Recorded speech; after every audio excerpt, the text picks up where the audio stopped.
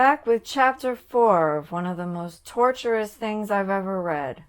I remembered she'd gotten into some kerfuffle at a conference last year when she called a fellow female panelist pathetic for arguing that sexism in the industry remained an obstacle, after which all sorts of online personalities labeled her an enemy of women and demanded she make a public apology, if not resign. I've said before that feminists get mad at other women for not being a feminist, proving that feminism is a tyrannical movement. Here, we have a feminist author writing this very scenario.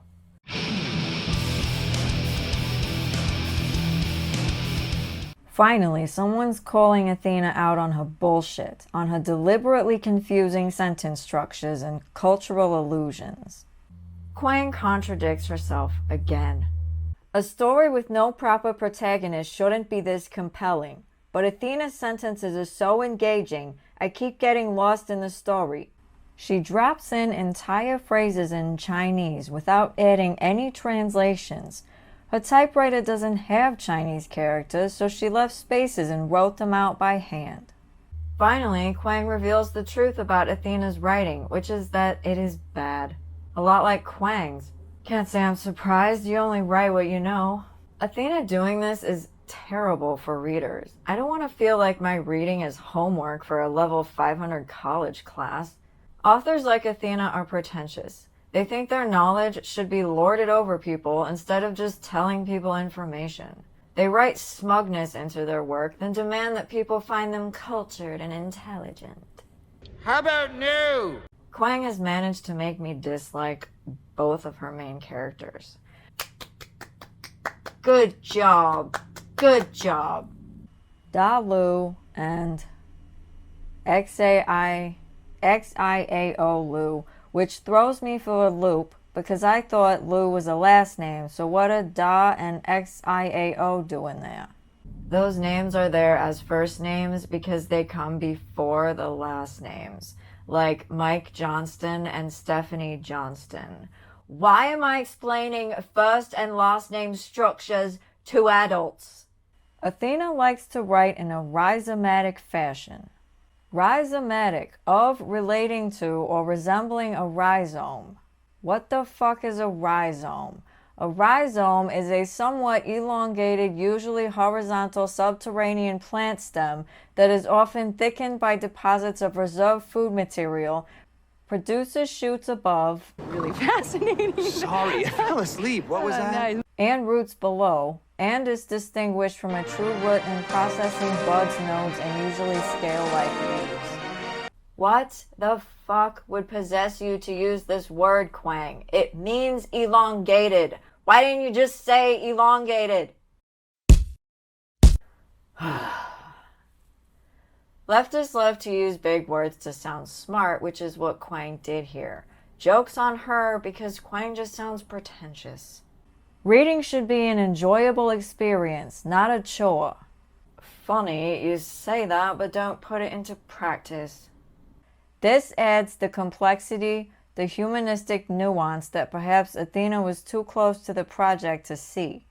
We get a second grammar error here. This adds the complexity. Should be this adds to the complexity. I felt a curdle of horror when I read it for the first time. Like how I feel reading this book. Didactic. Intended to teach, particularly in having moral instruction as an ulterior motive. Finally, the correct word is used in the correct context. Ironically, Kuang is being didactic by lecturing me about racism and feminism. I see what you're doing, and I hate it. Racist policies. I include a short epilogue after the A-gang scene, consisting of one line from a letter one of the laborers later wrote Kaiser Wilhelm II. We get a third grammar error, making this sentence hard to read. I think it's missing the word who. It should say, from a letter at one of the laborers who later wrote Kaiser Wilhelm II. I think that would sound better, but grammar is lost on Kuang. The original draft made you feel dumb, alienated at times, and frustrated with the self-righteousness of it all. It stank of all the most annoying things about Athena. Kuang contradicts herself again. A story with no proper protagonist shouldn't be this compelling, but Athena's sentences are so engaging, I keep getting lost in the story. What this whole experience teaches me is that I can write. Good to know theft and fraud were all you needed to discover your writing abilities. Verve, vigor and spirit or enthusiasm. I've studied writing for nearly a decade now, but you were terrible until you stole a manuscript. What? Did the theft activate your dormant supervillain writing powers? Perhaps the core idea of this novel wasn't mine, but I'm the one who rescued it, who freed the diamond from the rough. June makes more excuses to justify her immoral actions. What a lovely human. The best way to hide a lie is in plain sight. You would know, right, criminal? So I play up our connection. I mention her name in every interview. My grief over her death becomes a cornerstone of my origin story. Now you're exploiting a dead person's memory? Aren't leftists always whining that exploitation is bad? Yet they're here writing it as if it's a good thing? I bet it's Kuang writing that June exploiting things is just natural for her because it's a racist dig at June. It's Kuang saying white people exploit others. Oh, I must be allergic to Marxism or something. It's the Marxist colonialism complaint again. It's more race Marxism. So Kuang is being racist to her own character while projecting that her character is also racist. These people are obsessed with race. See, the closer we seem, the less mysterious that resemblances to her work will appear. Fourth grammar error reads mysterious that resemblances, but it should read the less mysterious any resemblances to her work will appear. June becomes more evil because she's acting as if spinning a web of lies is a good thing. She must have taken media training from CNN.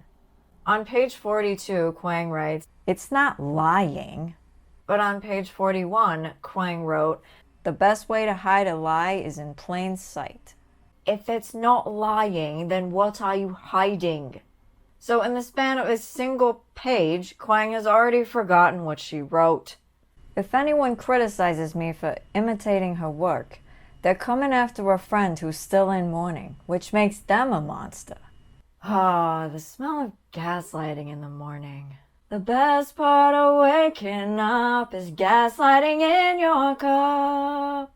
I don't know why I never thought of taking the notebooks as well. They were right there on the desk, at least 3 of them, 2 lying open next to the manuscript. Well, my dear, it's because you're an idiot. I had a whole arsenal of small talk planned, stories about Athena. So you had a bunch of bullshit planned. Sounds about right. Sounds a lot like this book, actually, Planned Bullshit. For some reason, I keep thinking about how good her English is. Well, it's probably because yours is so bad. Pruriently? Rhizomatic? No normal human uses these words. No, that's a lie. I don't know what compelled me to say it. It's 'cause you're a liar, you silly bint. Did you forget that? My grandfather griped about having to pay the cost of my useless English degree all 4 years that I was at Yale. Based. She can't write her own shit. Thought what a good that degree did for her. She kept asking why the sisters were so insufferable. Leftists only know how to write insufferable characters because you only write what you know. It seems the only time the book is based is when another character is telling the truth about June's behavior. And words are, after all, what I'm good at. Where? Where have you been good with words? When? When? Tell me when. Oh, wait. When they're stolen, apparently. Your own words, not so much. We spoke about it once. She described it as mining her past for scars and ripping them open so that they bleed fresh again. Again with the disgusting metaphors. This time it's not sex, instead it's death. You think this is good writing? It's not. Remembering my scars feels like a sword piercing my soul so deeply that my heart hurts just as badly as when the initial wound was inflicted. This has the same meaning without the disgust, but with all the pain. Like putting her corpse on display. Kuang continues being terrible. Mocking the horrid metaphors won't stop until morale improves. Should I say yes? Oh, now you're concerned with morality? Any more and I risk leaving a trail. You're a shitty criminal. The evidence is right there. If you leave it, then that's the paper trail, you idiot. If anyone reads it, they'll know you didn't write the novel because those are Athena's notes. A more intelligent criminal keeps evidence close and hides it. Duh. But I have to make her think she came up with the idea herself. Oh, good, more gaslighting. The best part of waking up is gaslighting in your cup. What am I doing? Probably just being your authentic self. You've not proven you have any good qualities thus far. Why are you even surprised? I'm not. It's obvious she wants to be left alone, but is too polite to ask me to leave. Why don't you make up an excuse, then leave, you silly bint? By the end of chapter 4, June is even more insufferable. June found out that Athena's mother was going to donate Athena's notebooks to an archive at a library. June panics because if anyone reads Athena's notebooks, her secret will come to the surface. So June goes to Athena's mother to try to stop her from donating the notebooks for her own selfish reasons. Let's review June's qualities again. Fraud, plagiarist, insecure, jealous, narcissist, gaslighter. This is how Marxists write main characters.